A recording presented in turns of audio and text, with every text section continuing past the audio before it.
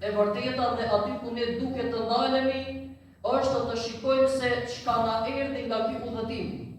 Dhe nuk duhet të na çudis kur ne po themi që Muhamedi alayhi salatu wassalam ka udhëtuar në sferat gjellore. E dikush me një lehtë mund të parashtrojë pyetjen si ndodhi kjo. Si mundet të ndodhe kjo, nëse kështu ju parashtrua pyetja dhe në kohën e atij të bekuarit, duke i thënë si të besojmë ty ne në këtë çka thua, dhe u larguan nga Rasulullahi alayhi salatu wassalam.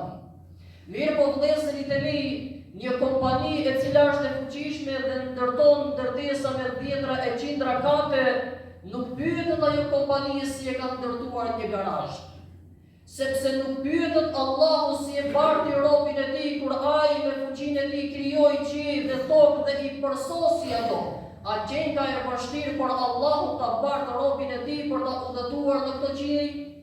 Ai i cili ka krijuar këto, i ka përsosur këto, mundëson funksionimin e tyre në formë të përsosur.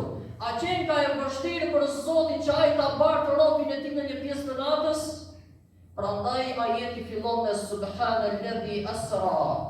I lartësuar dhe patëmeta i plot fuqishëm është ai i cili e barti robin e tij. Nuk shkoi pejgamberi alayhi salam me aftësitë e tij dhe forcën e tij. Allahu po thotë i lartësuar i është i cili ja mundësoi këtë udhëtim atij, për ta qetësuar zemrën e tij.